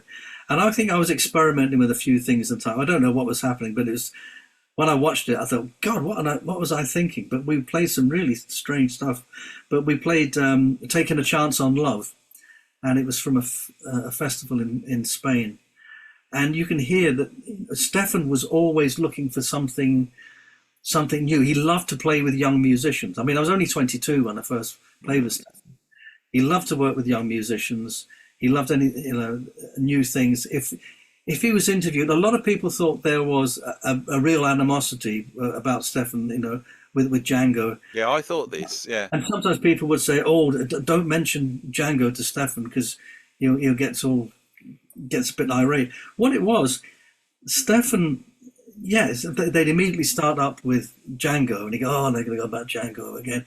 It wasn't Django the person. It was that's what he did back then, and he wanted to talk about what he was doing now. Yeah, I mean, it's a bit like Dizzy Gillespie to Charlie Parker. You know, you get this, and Stefan just kept going, and there's that whole mass of music after 1953 when Django dies, where he just got better and better. See, I grew up with Stefan Grappelli. I grew up with those Pablo albums with Oscar Peterson. Oscar Peterson was another guy that's just astonishing. But Oscar Peterson never had the importance in terms of the history of jazz, because I think Stefan Grappelli is perhaps the greatest non-American jazz. Well, he is the greatest non-American jazz musician ever. This is so refreshing to hear you say this, because you know I meet a lot of people that have got into the gypsy jazz thing now, and Stefan seems to have been a bit airbrushed. When I was a younger teacher, one of my students was a bass player back then called Kevin Nolan, and his brother Robin Nolan, and they, Robin. You know, yeah. So if you see them, say hello. I haven't seen Kevin. I will see. I'll see Robin next week in New York, because I'm doing my guitar retreat out there. And Robin's well, mention me to him. He will know of me, but it was Kevin I knew better, and I'd love to have him on the show. But that he's one of those guitarists that's been out, because I think it didn't start with Burrell. He was an incredible guitar player, but Burrell sort of launched onto the scene, and he was like this young guy.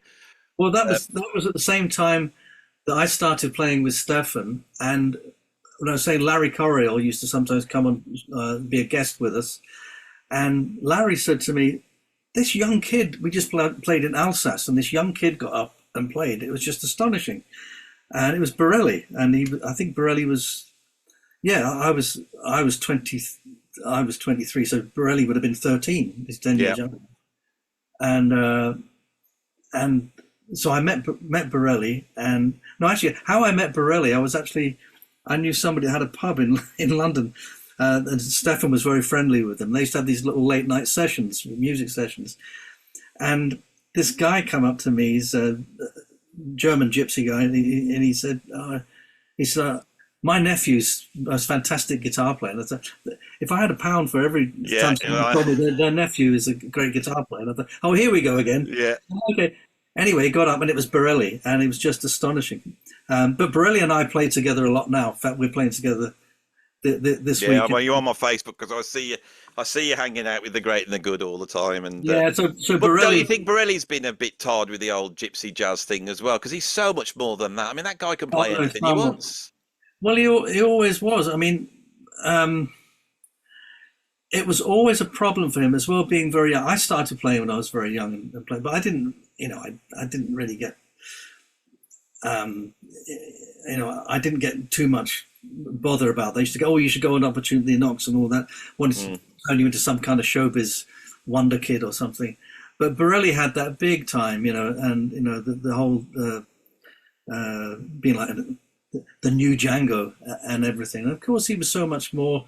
He rebelled against that, and he went into kind of a Jimi Hendrix phase, and he was working with Jaco Pastorius for a long time. He plays like Jaco on the bass. Yeah, it's unbelievable. And so it was hard for him with that. But for me, if I had to make a list of this list, Burrell would be number one on that. I got to say, he's the most astonishing guitar player, musician that. And he's a risky player as well, doesn't he? He pushes himself right to the edge, doesn't he? No, It's we like can't almost rehearse anything, because you never know what he's going to do. Yeah. We did a duo tour in the States last year, and we're doing another one in November. But we also do. We've come the next generation of the great guitars is what we're doing, and with Ulf Akenius, who's another great player. But Ulf and I sometimes play together, so we've got some little sketchy arrangements. So we just say to Burrell, look, we'll just play this over in the corner. You just do whatever you want to do. And every night he just comes up with something that's just amazing. There's no point in saying to him, now, why don't we play this and then you play that? Because he'll come up with something far better. And it'll be different every night. So he's my My guy. I think he's definitely one of the guys that should have been on the list. I'm definitely going to mention again Lenny Bro, because I think Lenny Bro was just one of a kind. But what my patrons said, they said, Andy, we know you love Lenny Bro, and he's amazing, but he never made the records, which I thought, yeah, that's true. He's a guitarist, you know, and but such an astonishing player that could seem to not just play anything. Also, his style was very broad as well. Mm. So you couldn't quite pin down exactly who Lenny Bro was, because he was like a sponge. He absorbed everything. You know, one minute he'd be playing, you know, something like a jazz piano player, you know, with all the left hand comping. Next minute he's playing a kind of a raga, kind of Ravi Shankar. Yeah, and then he's playing a Jerry Reed. Yeah, Chet Atkins, Jerry Reed thing. Yeah. He just, you know, it was one of those. Something can sometimes happen. I've known guitar players that are so good technically that they can do everything, that it kind of hampers them. And it's like when I said, that guy said to Tony Bacon said to me, "Oh, you're probably not into you know, T-Bone Walker," or I get that a lot. Well, yeah, this is great guitar. You wouldn't like it, but I say, how do you know I wouldn't like it? Just because I don't play like that. But actually, I just made a point of just finding a path. But it doesn't mean that's all I like. That's all. But you know, you can spread yourself too thin if you're not too careful. Well, I'm currently playing with a guitarist called Roy Marchbank, who is an astonishing technical guitarist, like really astonishing. And he's another guy that studied everything, and he can play dadgad, finger picking style, legato, and he's known as being the fastest guitarist in the world. But which has hampered him, because he's so much more than that. But we actually bonded on the nets because we were chatting about Billy Gibbons from ZZ Top and how much we loved his guitar playing, which I do. I love his playing, and nobody sounds like Billy Gibbons. I mean, I'm a huge fan of Angus Young. I think Angus Young is a fantastic guitar player, great touch. So we are like that, you know. It's not all Tal Farlow. Oh, there's another one we didn't mention, Tal Farlow. Yeah, sure. Yes, I worked with him too. Tal was wonderful. Here's a name, Wilco Johnson. Wow. I love Wilco Johnson's playing. What a player.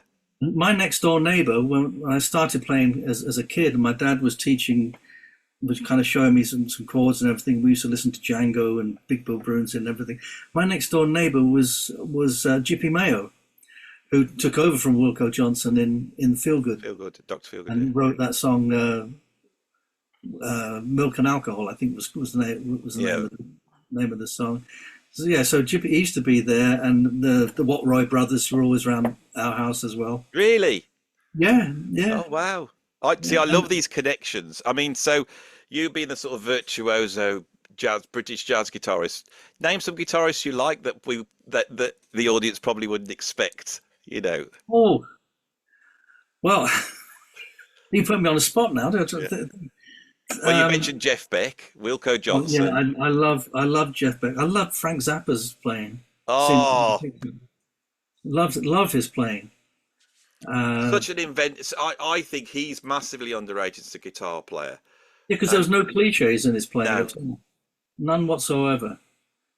And sophisticated in some of the scales he plays. I think he's one of the first rock guitarists to really get into some, you know, strange Eastern synthetic scales. But it's a lovely touch on guitar, I think. Very, very chaotic and scrappy, but beautiful and an incredible tone.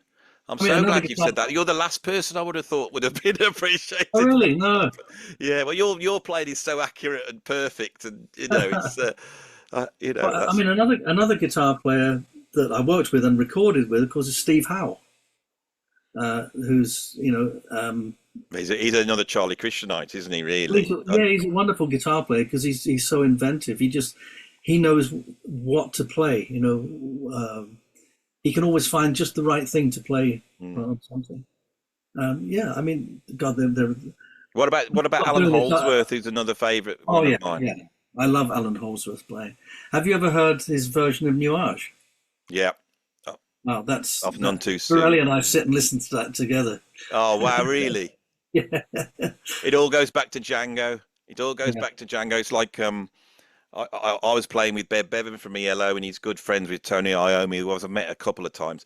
And Tony Iommi invented heavy metal because he chopped the ends of his fingers off in a factory in Birmingham and was going to give up, but was inspired by Django, who was his hero, to build plastic fingers, which meant he down-tuned his guitar and he could only play power chords. And he studied the way Django would play his chords with minimal. And that's really, so Django really has played a huge part in the development of heavy metal. And it's, Yeah, I knew that story. I knew that story about Tony Iommi. And of course, you live in the epicenter of. oh, I do, and it's like there's a couple of Black Sabbath live bootlegs where in the 70s Tony Iommi would, after they'd done all the heavy stuff, he would do his solo spot and he would play Django.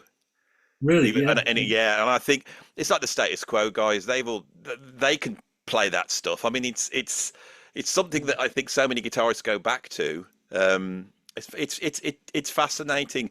He's at number one. We've almost not talked about it because there's one more thing I want to ask you about Django. Just to say, if you could tell whether this story. I heard a story that when he was on his deathbed, that his son, who was probably Babik Reinhardt, came and said, "I want to learn guitar," and Django turned around and said, "Yeah, well, you'll never be as good as me."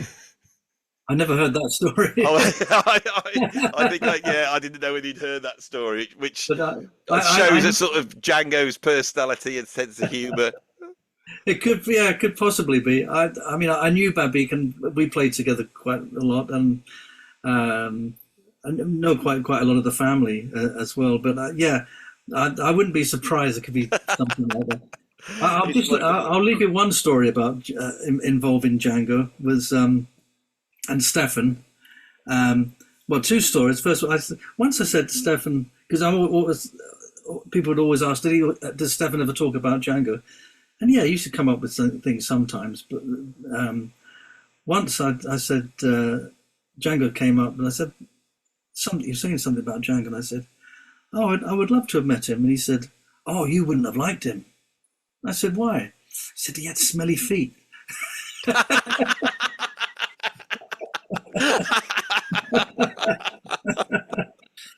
He used to come up with Stefan would come up with funny things like that. There was another time. But the thing is, well, they're doing all this stuff. They're like in their 20s, and everyone forgets this. Is you think of us going back to when we were in the 20s. Say you're in a band and you're going around gigging, then all you remember is like all the silly stuff that you do when you're like 21 years old. You know, they were like the young ones or something. Yeah, you know? yeah. Another one, I said, because my dad, after been playing with Stefan for a while, my dad said, I've told this story quite a number of times. My dad said, does Stefan ever give you any advice? And I said, no. He said, well, you should ask him for some advice. You know, it's a living legend, you know.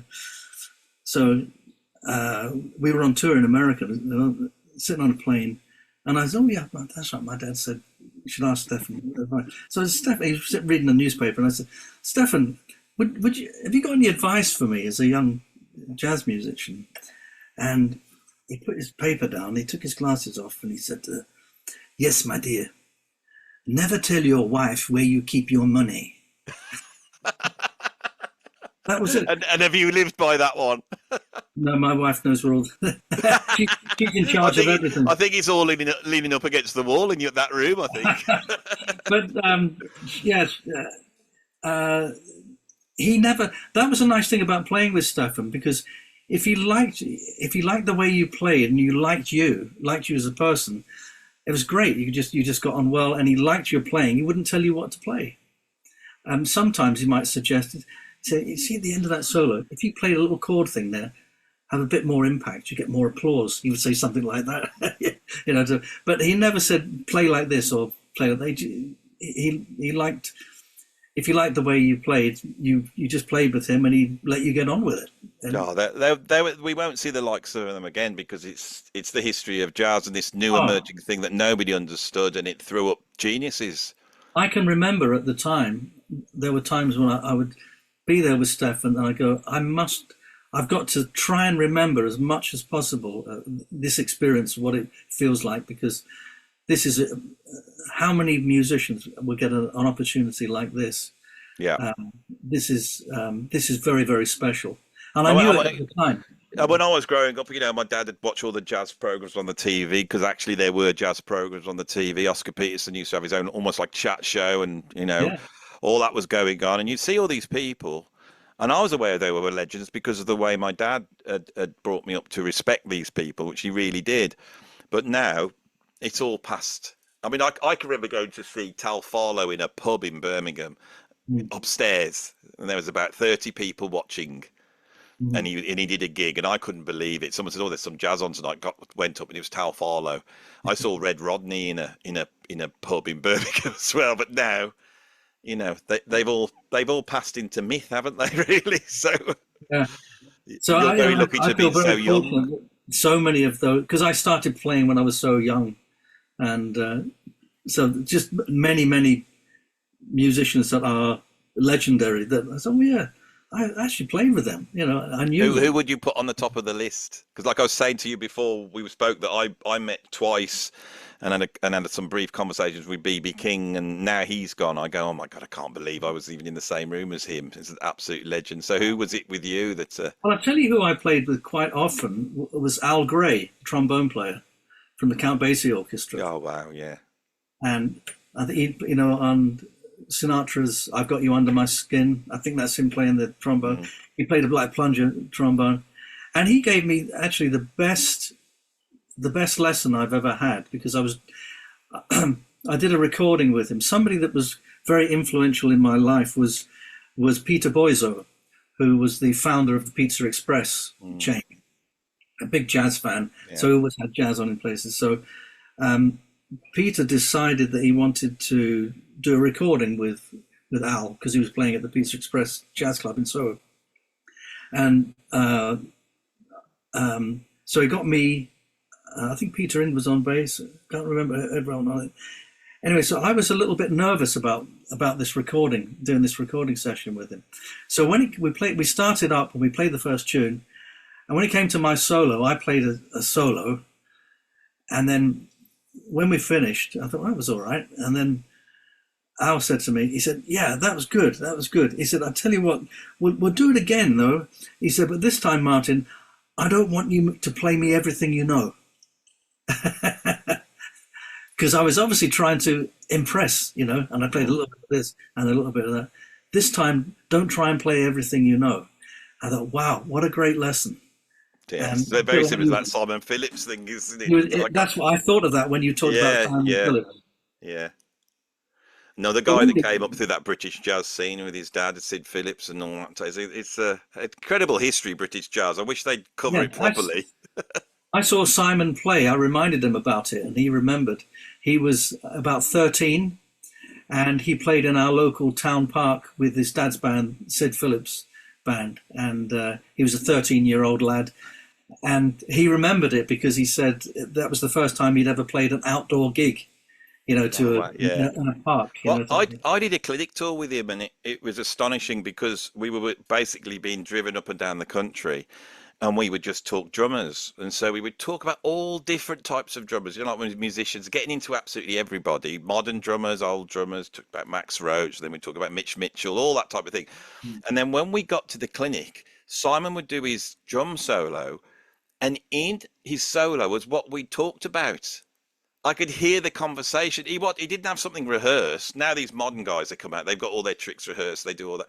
He wasn't like that. He went out and played, and he played what we were talking about to this extent that he used to look around and look at me like that, almost like, "You remember this, Andy? You know, we've just been chatting about this, you know, very specific things." And it's very hard to explain how he did that. But Simon's an incredible player. He's a drummer that just seems to be able to play what is in his head. Yeah, he's astonishing player. I'm a big fan of drummers, actually. I do like drums. I've never actually wanted to play drums, but I'm always fascinated by drums and have a great appreciation of drummers. And well, don't you think with the guitar, because the way you have to pluck the strings and all the different ways you do that is rhythmically, it's quite unsteady. It's not like a piano, you just press the note down. You've got to make that sound. The sound is naturally quite percussive. And don't you feel that the great guitar players are like drummers in that they seem to have a sort of groove to them? They're locks. Because I find that with a lot of guitarists that I work with, they can be technically very good, but they just don't quite seem to have that rhythmical vocabulary that you would expect, you know, But I always feel guitarists have got all sorts of Achilles heels. I've noticed. I might write a You're a book on it. strange breed. Yeah. But I mean, actually, the major seven chords. Most bog standard guitarists, if you say, "Oh, that's a D flat major seven," and then they're stumped.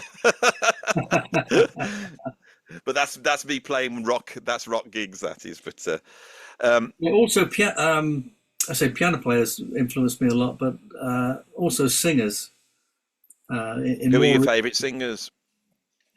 well, I think a lot of the kind of obvious ones, really. A lot of Ella My favourite Fitzgerald, singer. My Peggy favourite Lee, singer. who I did get to work with once with Stefan.